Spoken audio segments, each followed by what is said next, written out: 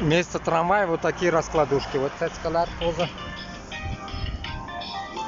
Ну, мына ағачлары көп, но қайдадыр жеміс ағашы да көп енді. Но не все состоит жеміштен еді. Мында да яп-яңа, мына шіріп біткені.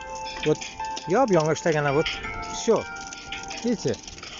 Bütün bir для людей мында. Біздің кебек ишек түслі ішлемейлер. Bütün нәрсені ақшасын умыралар, орлыйлар.